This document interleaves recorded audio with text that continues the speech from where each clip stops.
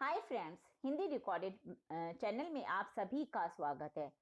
दोस्तों, किसी भी परीक्षा में आए हुए प्रश्नों को हल करने के लिए सबसे ज्यादा जरूरी होता है कि आपको उस परीक्षा में पूछे गए प्रश्न में जो शब्द प्रयोग किए गए हैं उनके अर्थ अच्छी प्रकार से मालूम हो, ताकि आपको किसी भी प्रश्न का हल देने में कोई भी हल लिखने में दिक्कत ना आए।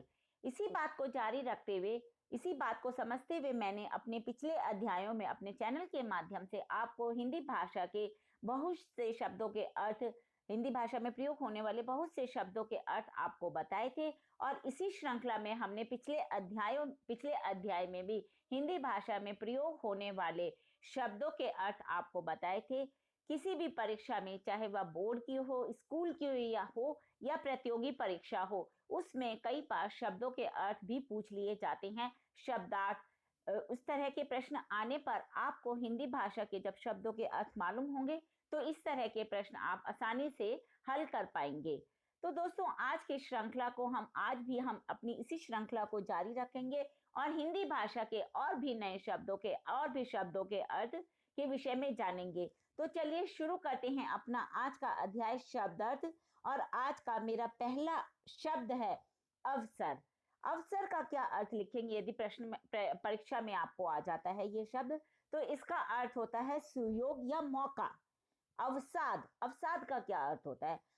किसी आशा या उत्साह आदि का अभाव, यानी कि मन में किसी तरह की उदासी का होना। अवसान, अवसान का अर्थ होता है दोस्तों अंत, समाप्ति या फिर मृत्यु। अवहेलना, अवहेलना का अर्थ है अवज्ञा, तिरस्कार या उपेक्षा। अवांछित, जो चाहा ना गया हो। अवाक, अवाक का क्या अर्थ हुआ? स्तब्ध या एकदम मौन हो जाना या बिल्कुल चुप हो जाना। अविकल, संपूर्ण, पूरा या फिर एज इट इज, यानी कि ज्यों का त्यों। अविरल, जो विरल अर्थात दूर दूर पर स्थित ना हो, यानी कि घना। अंतरहीन या फिर निरंतर भी इसका एक अर्थ होता है। और एक अर्थ होता है सघन। दोस्तों, बहुत से ऐसे शब्द होते हैं जिनके कई अर्थ निकलते हैं और वो हमें देखना होता है कि जब हमसे प्रश्न पूछा जाता है कि हाँ, इस शब्द का क्या अर्थ होगा। इसलिए एक शब्द के जितने अर्थ मुझे मालूम है वो मैंने इसमें लिखे हैं। अविलंब, अविलंब का अर्थ है बिना देर किए या फिर तत्काल या फिर तुरंत भी इसका अर्थ होता है। अवनैतिक, यानी कि बिना वेतन का, अवैध, जो विधि या विधान के विरुद्ध हो। अव्यवस्था, व्यवस्था, नियम, मर्यादा, इन सब का अभाव होना ही अव्यवस्था होती है। अशुद्ध का अर्थ है जो शुद्ध ना हो, यानी कि जिसमें पवित्रता का अभाव हो। और अशुद्धि किसे कहते हैं? शुद्ध ना होने की अवस्था या भाव या फिर अशुद्धता। अशुभ का अर्थ होता है जो शुभ ना हो, यानी कि अमांगलिक, या फिर इसका अर्थ एक बुरा भी होता है। अश्लील, यानी कि जो सभ्य पुरुष हैं, सभ्य पुरुषों की रुचि के प्रतिकूल या गंदा या फिर फुअड़। अष्टमी, शुक्ल या कृष्ण पक्ष की 8वीं तिथि को हम अष्टमी कहते हैं। असंख्य, यानी कि जिसकी हम गिनती नहीं कर सकते, अनगिनत। असंगत, जिसका जो संगत ना हो, बेमेल है या अनुपयुक्त है। अनुचित, इसका एक अर्थ अनुचित भी है। असंतोष, संतोष का अभाव। असंभव, जो कभी घटित ना हो सके।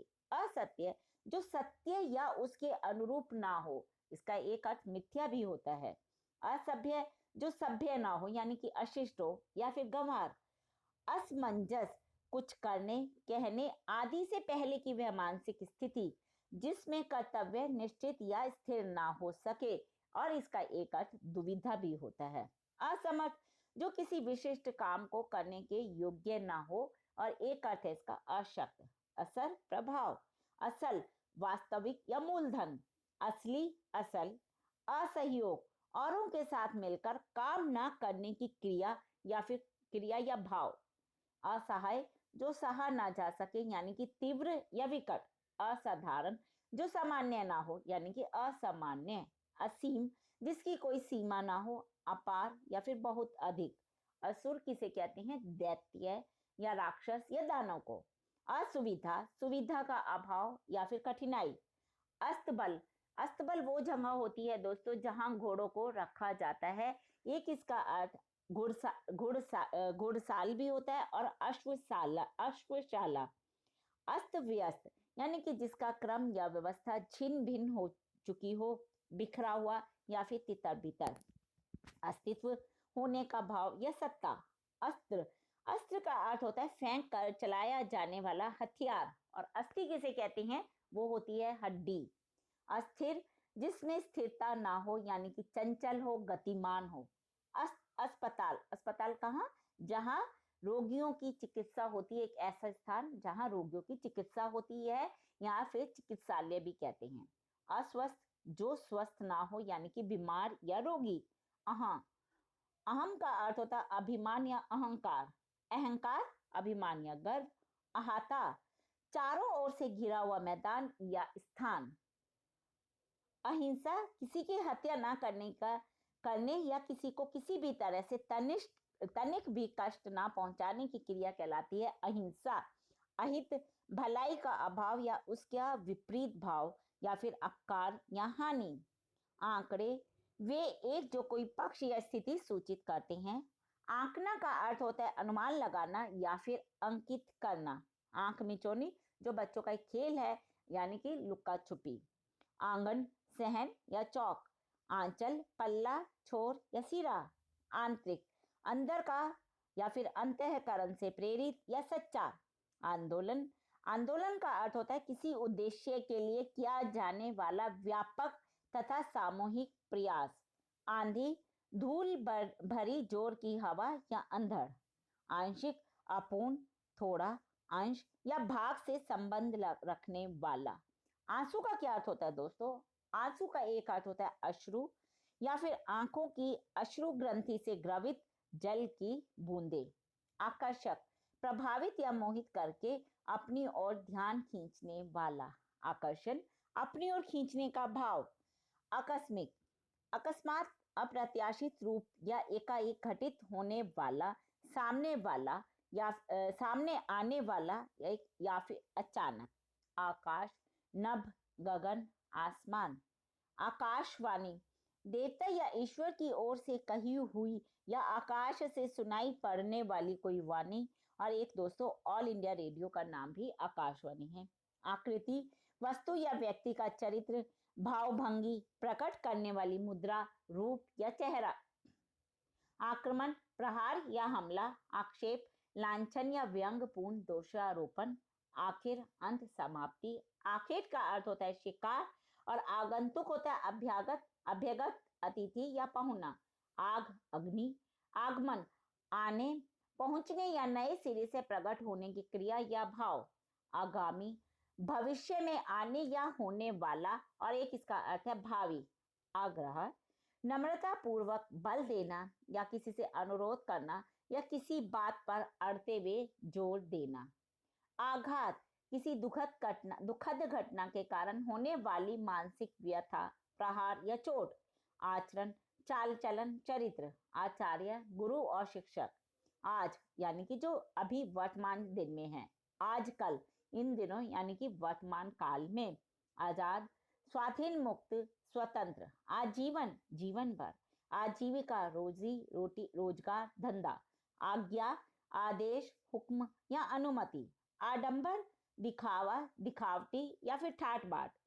आड़तिया, दूसरे का माल कमीशन लेकर बिकवा देने वाला या फिर आड़त का काम करने वाला। आतिशबाजी, बारूद, गंधक, शोरे आदि से बनी चीजों के जलाने का तमाशा, जिसमें रंग बिरंगी चिंगारियां निकलती हैं।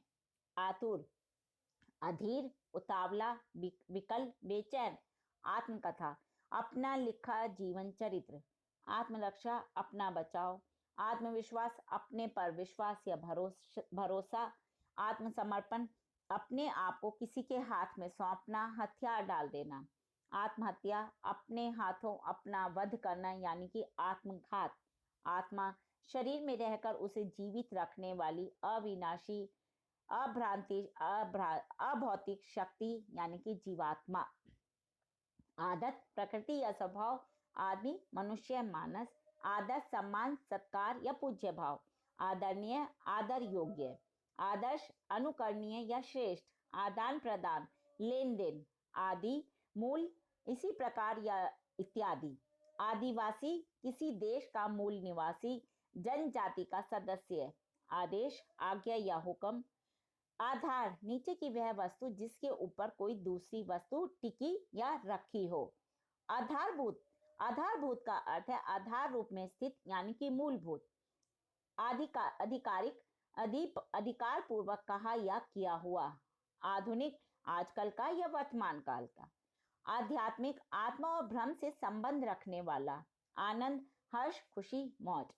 आभार, किसी का एहसान या किसी के उपकार के लिए प्रकट की जाने वाली कृतज्ञता।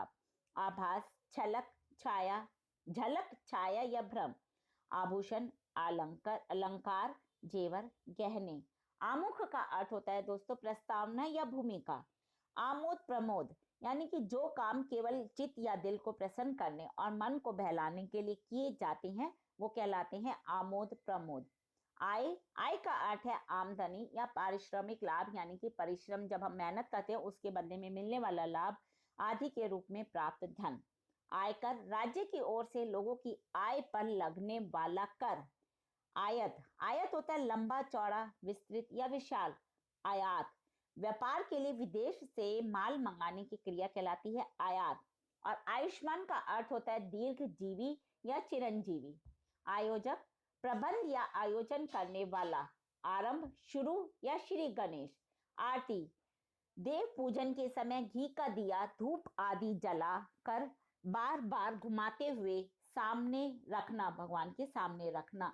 आराम, सुख, चैन, विश्राम, दूर होने की अवस्था। आरोप का क्या अर्थ होता है दोस्तों? किसी के संबंध में यह कहना कि उसने अमुक, अनुचित या नियम के विरुद्ध कार्य किया है, यानी कि इल्जाम। आरोह का अर्थ है ऊपर चढ़ना, सवार होना या संगीत में स्वरों का चढ़ाव। आर्थिक, रुपए, पैसे आदि व्यय से संबंधित। आर्द्र का क्या अर्थ होता है? गीला, तर, नम। आलंब, आलंब का अर्थ है सहारा, आधार। आलसी का अर्थ है काम करने की अनिच्छा, सुस्ती या शिथिलता, आलस्य का, सॉरी। आला क्या होता है दोस्तों? दीवार में थोड़ा सा खाली छोड़ा स्थान जिस पर घरों में सामान रखा जाता है। पुराने घरों में आला बना होता था। आमतौर पर गांव में आज भी आप किसी भी मकान में जाएंगे तो देखेंगे एक छोटा अलग सी दीवार में जगह बनी होती है जिस पर वो छोटा मोटा अपना सामान रख लेते हैं, या फिर ऊंचे दर्जे का। इसका एक अर्थ होता है बढ़िया, श्रेष्ठ, और कारीगरों के काम करने का उपकरण भी आला कहलाता है। तो दोस्तों ये हमने जाने हिंदी भाषा के कुछ कठिन शब्द तो मैंने नहीं कहूंगी, लेकिन ये ऐसे शब्द हैं कि जिनके यदि अचानक से हमें परीक्षा में शब्द आ जाता है आलस, उसका क्या अर्थ लिखना है तो हमें समझ नहीं आएगा कि क्या लिखे। लेकिन यदि हमने ये शब्द के अर्थ कभी पढ़े होंगे या सुने होंगे तो हमें परीक्षा में उस को लिखने में आसानी रहेगी। आपको करना क्या है कि मेरे इस चैनल को डेली जब भी आप खाली बैठे होते हैं या चाय पीते हैं उसी समय आप सुनेंगे, 2 या 3 बार एक अध्याय सुनते हैं तो आपको काफी कुछ उसका याद रह जाएगा और परीक्षा में आपको काफी आसानी हो जाएगी। हिंदी भाषा के और भी प्रमुख विषयों पर हम दोस्तों आने वाले अध्यायों में चर्चा करते रहेंगे, लेकिन उनको जानने के लिए आपको मेरे इस चैनल को लाइक और सब्सक्राइब करना होगा। धन्यवाद दोस्तों, आपका दिन शुभ हो।